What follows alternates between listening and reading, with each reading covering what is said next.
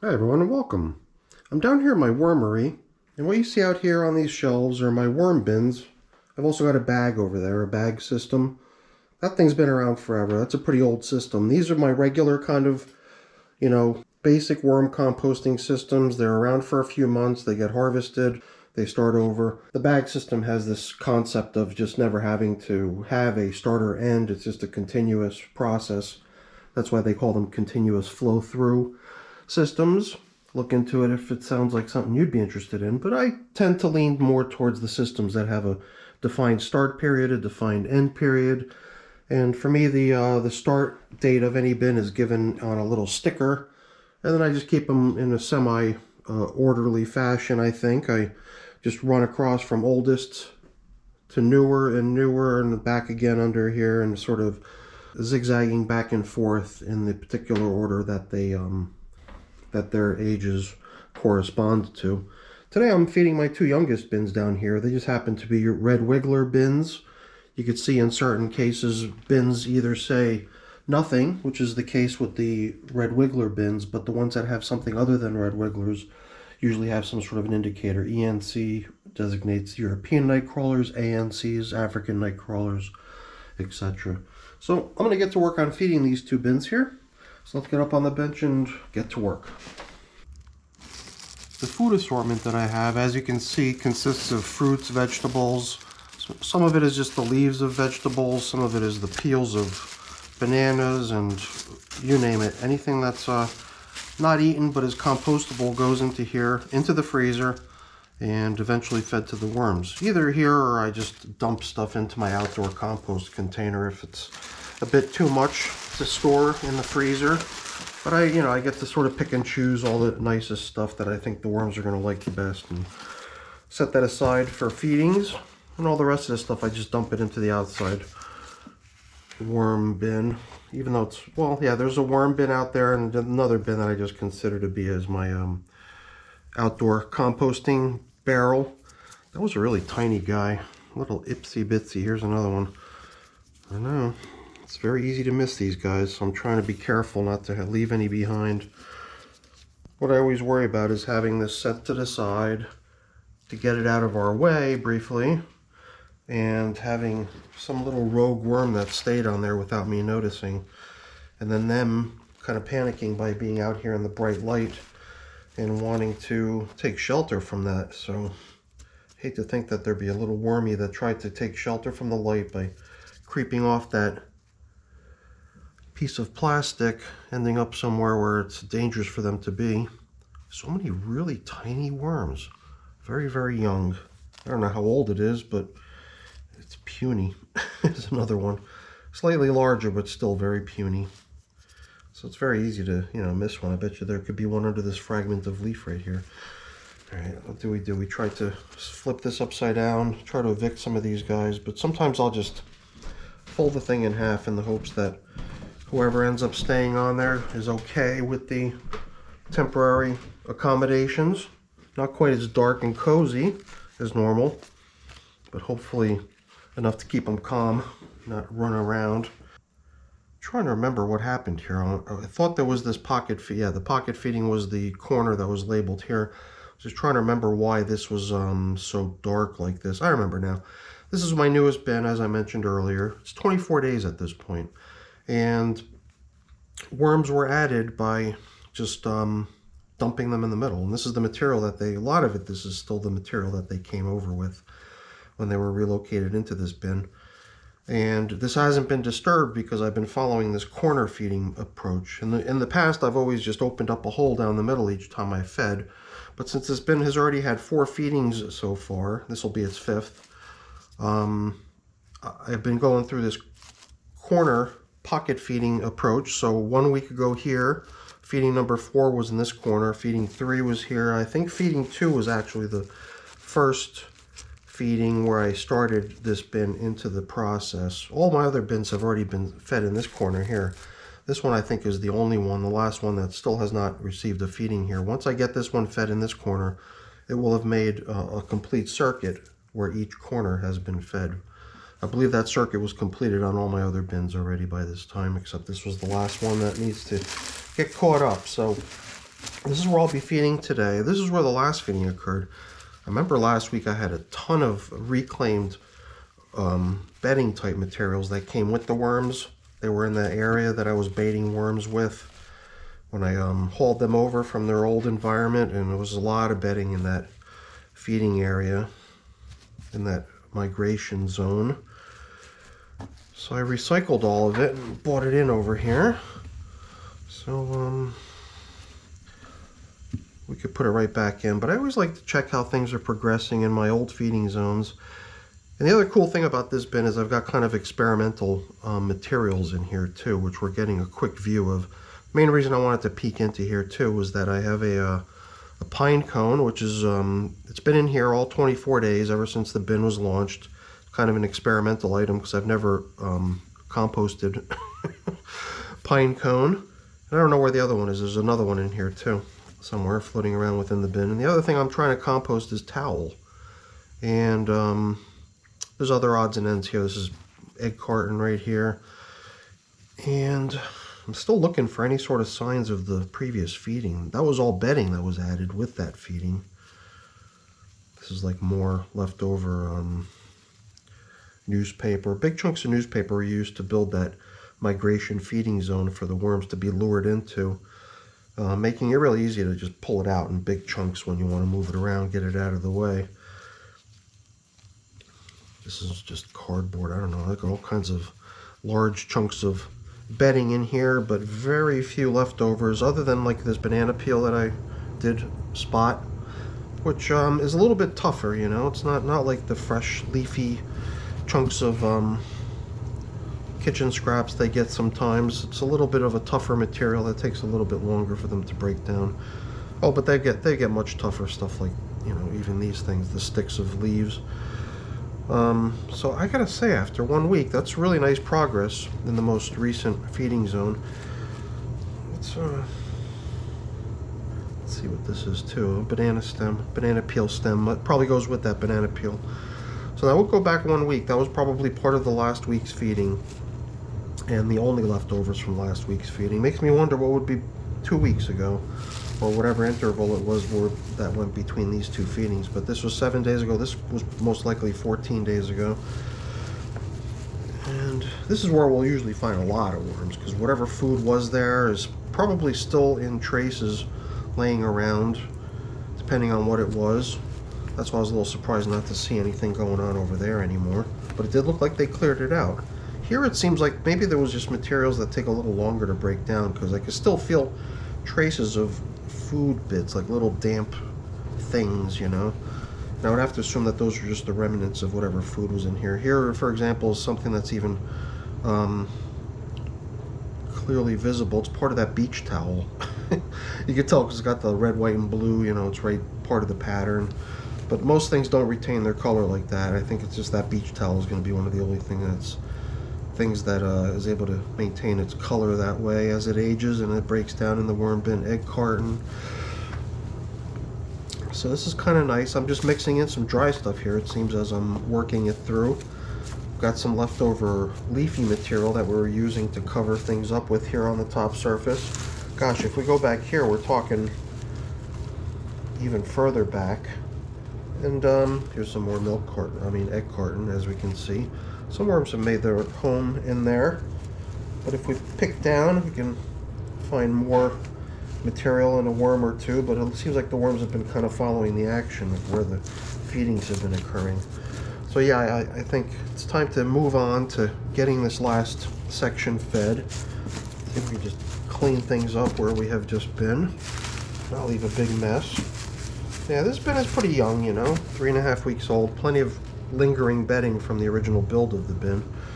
But I thought it might be nice to grab some of this stuff, supplement the feeding with a little bit of recycled bedding, and then we could use some fresh bedding. We've got some newspaper chopped up here, so we can take a couple handfuls of food and dump it into each of these.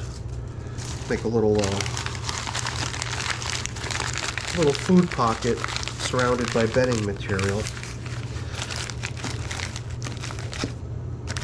I'll build another one of these. I'll just we'll see how good we could do on a smaller piece, torn in half. Because the banana peels, I don't know. We already got a banana peel. I can see one in there. Give them some more small chopped stuff into this one. These things are cool too. I think I mentioned it in one of my recent videos, but what I did recently was I took the pit out of an avocado. Normally it's like a marble. It's like this rock hard object, and I was reading, somebody made a comment in one of the videos, one of my older videos, suggesting, hey, why don't you slice it? And if you've ever handled one of those things, you'll know how tough one of those things is. And I was real skeptical that that was even possible, but then I figured one day, hey, here I haven't, you know, here I've got a, oops, let's not forget, I got some grit here to put in with the food too. So I had a avocado pit, and I figured, let's give it a go. I washed it down so it wouldn't be so slick, because if you got some of the fruit still on there, it's really a slippery object. So you got to wash it down so you can get a good grip on it, and then you can get that first slice into there. And as long as it doesn't go slipping out between your fingers, and you get that first slice in place, you're good to go. Because then at that point, you could just lay the object down onto its first cut flat surface, so it doesn't roll around. But in the very first slice, when it's still round, it's still possibly slippery, just be careful not to cut yourself. Get that first slice in there. Not sure where this goes back to. This is a banana stem that probably goes back a little further. It was just laying out here. I'm not sure where it came from. Must have come out of one of the previous feeding zones, or maybe it even dates back to the original build of the bin. But since I don't know exactly which feeding it corresponds to, maybe we'll just add it to today's feeding. Then we'll be so surprised at how much progress it has made in such short time when we see it next. We're gonna give ourselves a little misleading information. But that's always fun to see how things are breaking down, how certain arrangements of foods and selections of feeding items break down, or maybe take time to break down. Although it'd be kind of nice to have some sort of a quick reference that even shows what those past feedings consisted of. I've often thought about going to that degree of actually, being able to keep track of it and be able to reflect on it later, weeks later, to say, hey, let's see how the whatever's doing, even knowing what's there even before you dig down. But that would just require a much more complex degree of organization, when I'm not really prepared to devote to this whole thing. Okay, so yeah, you might have noticed this coffee filter was positioned there just to show where I've last fed. It's one of my simple little indicators, because I've got those coffee filters in great numbers laying around here, so I always use them to, not always, but I do when I remember to do so. I use them to mark where I last fed. It looks like my bin is pretty tidy too from a moisture perspective. If it was any more damp than it is here, I think I'd be covered in moisture. But I think the foods that I add seem to provide the bins with just the right amount of moisture too. All right, let's move on. That was the youngest, 24-day-old bin.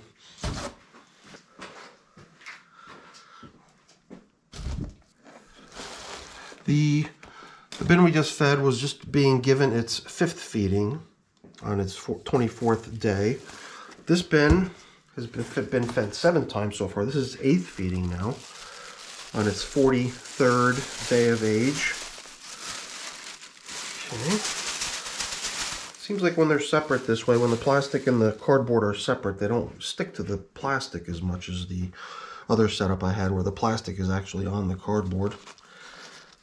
1, 2, 3, 4, 5, 6 worms hanging out here on the top surface. I think it'll just be simpler to fold this piece of paper in half and set it aside as is. Kind of maintaining a nice damp, dark place for those little guys to be comfortable in. Okay, last feeding was here, same arrangement. In this case, there had been a feeding going back, 1 feeding now, 2, 3, 4 feedings ago. There was one actually placed in there, and that would have been, on average 7 days ago, so maybe, almost a month ago now. There's a lot of nice castings, a little bit of residual bedding in there, but nothing that I could really discern to be a scrap piece of leftovers. Here we're going back 3 feedings now. Here too, you know, leftover bedding materials from those previous feedings. And the moisture of whatever was being eaten. But mostly castings in the place of whatever had been there. That looks pretty nice too over there. Here's a banana stem. As you saw, it was in pretty good shape, right? Getting broken down.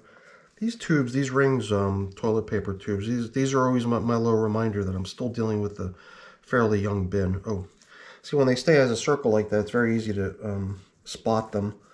And there are always stuff that I include, usually in the build of a bin, but I rarely use them as bedding in anything other than brand new bins. So when you see one, it just tells you that, hey, you're still dealing with a pretty young bin here, because those rings have not broken down yet. They're still discernible rings of cardboard. All right, so this was a week ago. This would be about 2 weeks ago. So I'll be curious to see if we find any leftovers from that feeding. Here I think I'm seeing, like, you know, distinct chunks of, not even chunks, but kind of like blobs of some sort of material that's getting eaten. And a whole bunch of worms taking advantage of that delicious combination of, you know, bedding bits, whether it's leaves or cardboard or paper, combined with all kinds of delicious morsels. Lots of little tiny worms hanging out in here. Just like a gooey blob of veggies and fruits.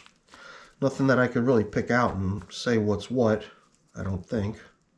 Usually the banana peels are the easiest thing to pick out after, and the banana stems, obviously, they're really easy to pick out too, but I can't say for sure I could clearly identify anything. I mean, I could identify some colors. What they were, I have no clue. It's pretty nice. I like to see that sort of progress. So at this point, this must be some leftover chunk of food here too. That leaves us with the feeding from last week. Here too, it's not surprising to find fairly intact chunks of bedding and food. Here the food would have also been wrapped up into these little pieces of paper. Here I can see them. I don't want to pull them out and unwrap them and everything like that, but we can see that the worms have already moved in and they're starting to work it. So that's very promising. I think here we used coffee filters to wrap the food in last time. Just a little extra dose of bedding. Not that they really need it, because you can see there's bedding everywhere.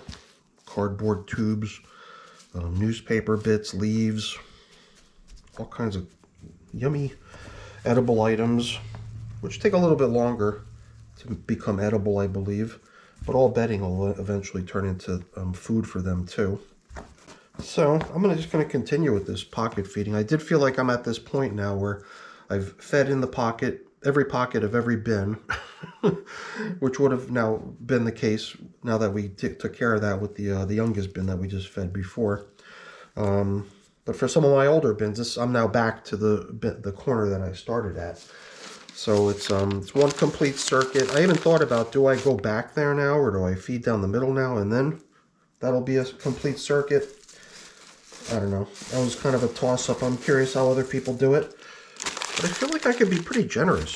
I think I've been doing this 2-handful sort of portioning thing. There's a smaller piece of paper. Here's a somewhat larger piece of paper. Place about a good generous handful of it in there into each piece of paper. I got some banana peels too. Let's give them banana peel as well. All right.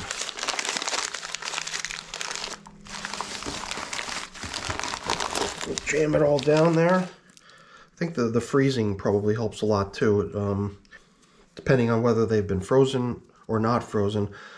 The stuff that has been frozen will just turn to mush as it thaws out. The stuff that never got frozen, would probably hold up pretty good. So I think the thawing process itself is a tremendous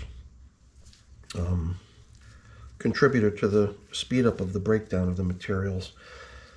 I think I'll just take some of this recycled bedding type material that we can scrape up from nearby areas here without having to go excavating, just to give the whole setup a little bit of cover.